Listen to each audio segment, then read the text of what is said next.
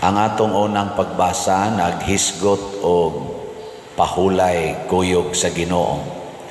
Niya gidasig sa nagsulat ngadto sa mga Hebreo ang katawhan nga nagsunod ni Hesus nga dili unta mahisama sa kadtong unang mga Israelita nga nakadungog sa mensahe sa Dios apan wa makapahuway kuyog sa Ginoo.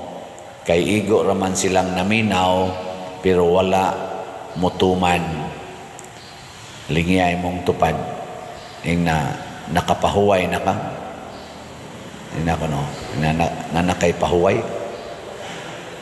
Daghan kay ro mga tao nga murag way pahuway. No? Sige ra gyud pangita og kalipay bisag unsa nalay gihimo naay tinarong, naasay binuang, kay wa lagi sila'y pahuway. Usa ra gyud ang makahatag na tug pahuway, ang pagsunod sa pulong sa Ginoo. Di kita mo sunod sa pulong sa Ginoo, bisag magsigi patag simba, bisag magsigi patag kadungog, sige tagtan-aw diha anang kamo kasig sunod sa kong humili. Ana di kandaghan masad mo, salamat kayo. Sige mong sunod ani atong YouTube channel, atong Facebook page nga San Vicente Ferrer Paris Liloan. Sige sunod. Napay daghang nag-reels aning akong humili, ana i-TikTok, i-reels. Dili na ako pero ako gyapon ang tingog, ako gyapon ang naong. Pero wa gyapon pahuway. Dali kay maratol, mabalakon lang gyapon kaayo, daghan lang gyapon kay kontra, kusmod lang gyapog naong. Mao man ay mga timailhan sa mga way pahuway. Magsigi gud na sila pangaghoy. Masigana. Bisag wa magkaalsag bugat kanang daghan kay kontra, daghan kay gikalagutan. Ay bugat kay nang dughan ana, mangagho lagi bisag wa magkargag bugat. Ana ba? Labaw na jud imong kargahan na musyagi tiginas kasuko siya ganing usa mangagho na magani na.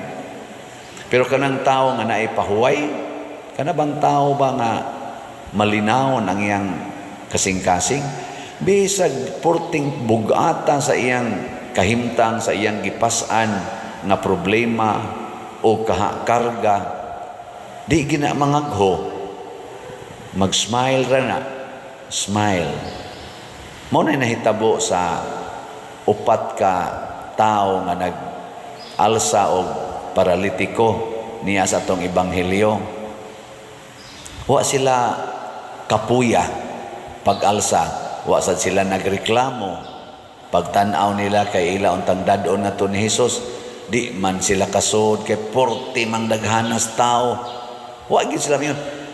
Paita ni wa sa sila mosinggit nga oy Ginoo gawas diha kay di ay paralyzed dire unsa may lang gibuhat. Mausad ni ang kinaiya sa mga tao nga kanabitang naay kalinaw nya relax ra ang ilang kasing-kasing o gunahuna. Daghan kay na sila makit-an nga mga options in life. Kanabitang moingon ka nga wa na kay kapaingnan, di gina sakto. Mabta nang naanay kanta nga, God will make a way when, sana, sumpay na, when it seems there is no way. Ang Ginoo ra gyud mohatag natog opportunities. Nganong naamaning ato mga worries, nya magdepresyon ra badayon, kay wa man ka moduol sa Ginoo. Unang kining mga tawhana nga nagbitbit sa paralitiko, nakakita silang option, ingan sila di man masod pultahan, adto na to agion sa atop. Atop ba? Adto sa atop agion. Kaya ang atop nila, kanang manang murag tisa, kanang pwede rin mo bang, kanang tangtangon ba? Saka sila sa atop. Wa may tao dito. Naday tao dito sa atop. Nya tan-aw ni mog tuwa ka sa atop, di ka kakita sa Ginoo. Pero madara magtangtangon, agi tangtang nilang atop, o gitonton ang masakiton. Si Jesus pod nga malinawon kaayo, wa sad masuko nga gitangtang ang ato. Nalingaw ra sa siyang gatanaw, pananglitan ron ang kawatan mutangtang sa inyong jealousy, nya naa ka sa sulod. Nya moingon ang kawatan nga kinahanglan jud ko makasud kay naa gini kaayuhan diha sa sulod, nya magtangtang siya sa jealousy. Unsa may imong bation, masuko ka dili? Awa sad kay kalinaw di ay. Na wa sa kay kalinaw, otro sa di ka nga igiyawaan. So, ayaw kasuko sama ni Jesus. Nga si Jesusan malinawon kaayo. Ana, nagtanaw ra siya nga sige sila. Wa biya itong moingon nga kausar lagi ukab. Gihinay-hinay biya itong ukab. Ana, nagtanaw ra sad siya. O iya diyang giobserbahan unsay buhaton. Uy, gitunton man ang paralitiko. Imbis masuko si Jesus, kaya naamon sad siya kalinaw siyang kasing-kasing. Nidaig siya. Ningon siya, grabihas pagtuo ani mga tawhana. Ana, naghago ko sila diya. Muna magtanaw kas kawatan, hago gyud og tangtang sa imong jealousy. Dayga, biliban ako nimo dong. Hago mo jud kaniya. Bintana ko na gud, peligro pa kag masamad, peligro pa ka mahog. Nya mihago gyud ka. Sige ngari. Lingkod diri kay mga unta. Ana. Ayaw bunoga. Perti ganin paningkamot makasulod na para maduol na nimo. Imo na noong gibunog. No. Nimong bana moagi gyud pultahan ika-alas 12 gabi kay moadtos kabit. Unsa may mo isulti? Biliban ako nimo dong. Ana bang hago gyud ka ba? Perti gini mong hago gyud para lang gyud ka malipay. Don't worry kung saan ka masaya, suportahan ta ka. Moingon pa na imong bana, ihatod ko ngadto day be. Hatod sa nimo. Yahaya no. Mao nay tinuod nga kalipay, kalinaw. Ana. Nya kinsa may makahimo ani? Ang naminaw ra sa pulong sa Ginoo. Kanang moingon ang Ginoo bitaw, pasaylo alag kapituan kapito. Kung tamparoson imong pikas aping, ipatamparos lang pikas. Higugmaa ang imong kaaway. Kanang mga inana ba? Buhata ang maayo ngadto sa nagbuhat nimong dautan. Nindot kay no? Og maminaw lang kita ana, pagkaninduta puy-an sa kinabuhi. Ikaw niya pader alkansi tapader nga magsigi taghago para sa kaayuhan sa uban. Kita, unsa may ato? Oy, ayaw kabalaka, matud pas Ginoo, ihatag nako nimo unsay imong nahatag ngadtos uban, ibalik na nako nimo gatusan kapilo. Gatusan kapilo. Ang katong nagdaa nga 4 ka tawo, siguro gyud ko nagitagaan sa tug premyos Ginoo. Giayo man niya ang masakiton nga ilang gitonton. Samot na tong naghago, tagaan gitos Ginoo og reward. Muna sa ato sang pagtabang sa atong isig katawo nga maduol sa Ginoo, haron malinawon sila, kita sad tagbawon sa tas Ginoo.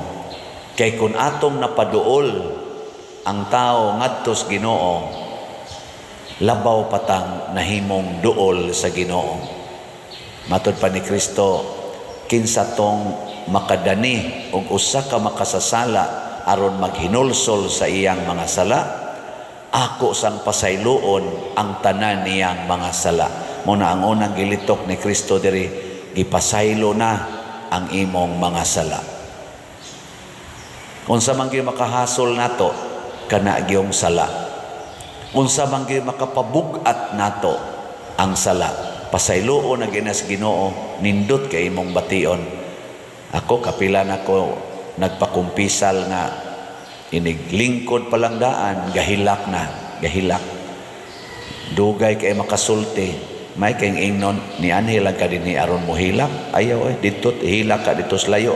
Pero ako lang ginang ko anon, ako lang ginang paminahon. Kay bugat man kayo. Igduol pa lang. Hilak na yun. Inig human naghilak, dangtag mga pila ka seconds or pila ka minutos, sugod dayog tabi, tabi, tabi. Hangtod masulti na niya tanan. Sige sa nako, unsa pa gyud, unsa pa gyud. Hangtod yun masulti gid niya tanan. Ighuman na ana, parting luaga, iniglakaw, mo smile, mo ingon pa, Pader, pwede ko mo palit og slot? Nako, sige, ato palit din to. Mo samot yun kag kalipay, mo palit ka. O ana, mawa ang kabugat. Wa, basta ang imong sala, bitaw ka nang imo nang matugyan nga tos Ginoo, nya maminaw na kasiyang pulong, basta lang, mawa, laging kabugat, lagi. Muna, mo paduol tas Ginoo, pinaagi sad sa pagda sa mga tao, paduol sa Ginoo. Kaning paralysis, kaning paralyzed person, symbolic ni sa tao nga daghag sala. Kay kanang sala mga igsuon, ang laing moral term ana niya is spiritual paralysis. Spiritual paralysis ba? Kanang paralyzed nga tao, di na gina siya makapalihok sa iyang paralyzed nga body. Maghuwat gina siya tabangan aron siya makalihok. Na nagyoy mutabang niya. Muna kanang makasasala, ayaw ginaging na, hundangan na, hunungan na, hunong ana, digi ka mo hunong, bantay lang yung kanako, dili na mao. Kay spiritually paralyzed man siya. Unsaon man nimo pag-ingon sa paralysis, para sa akong papa, 6 years na paralyzed, 1989 to 1995, una siya namatay. Porti na mong therapy niya, di siya kalihok. Kaniyang kamot, muhumok-humok na, kay kanimang half body niya ang na paralyzed, muhumok-humok na niyang kamot, among ana-anaon, therapy. Inig ka, dangtan na mga pila na sad ka, oras, aga-ana na sana. Niya to pa, lihok ako no, lihimo, ana yun. Lingay mong tupad. Nagusto ka maparalyze? Na. Nagusto ka? Oo, mayon ka. Sugot mo, tagaan kag $10 billion niya maparalyze ka. Sugot mo. Kasi mo sugot, bay sa kamot. Niya, masugot mo nga, mopalit kag slot, o niya, maayo ka. Maayo ka. Sagot mo na. Oh, yeah. Nanon di man mo mupalit nga. Pila raman ang 100 pesos, 500 pesos. Unsa may gusto nimo, maparalyzed ka? Unsa man ang paralyzed, dili na makalihok. Nanon di man jud ka kalihok pagkuot anang imong bulsa aron ipalit nimo og slot. Gusto kag maparalyzed na imong kamot?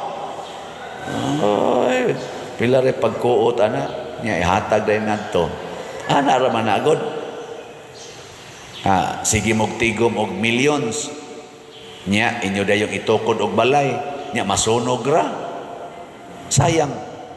Kato mga nangasunog nga balay sa LA, California, ila patong gihurot og palit og slot din Hangtod karon dito masunog. Tanawa, naisimbahan, nga wa masunog. Naasay balay sa usa ka believer, wa sad masunog. Di ba? Naapay mga imahin nga naug daw ang balay, pero ang imahin sa birhen wa masunog. Nganong gipakita man nas Ginoo? Hino nasa uban nga sunog sad. Gipakita las Ginoo ba nga kung duol ka nako, nothing is impossible and nothing to be worried about. Basta duol ka nako, paduol. O ang pinakaduol gid natos Ginoo kana gyung atong pagkamanggihatagon, generosity, charity. Mao na nga si San Antonio Abad, Saint Anthony Abbot. Ang una ganyang gibuhat practically sa tanang mga santos ni sa pagsunod nila ni Hesus, ang una ginilang gibuhat, gibiyaan gyud ang bahandi o gigamit ang bahandi pagtabang sa tanang tao samtang sila nagpuyo sa kakabos. Ngano man kay kining gugmas bahandi sa kalibutan mao gid ni makapalayo natos Ginoo. Ako ginang gibalik-balik din kay naa man sa Bible matud pang Saint Paul, the love of money is the root of all evils. Sige, katapusang lingi sa imong tupad. Ingna, ihurot ko na nigpalit og slat ron ang akong kwarta. Ingna, ihurot ni na akong palit og slat. Kanang wa mulingi, wa na'y kalinaw. Manindog na ta, mga malinawon,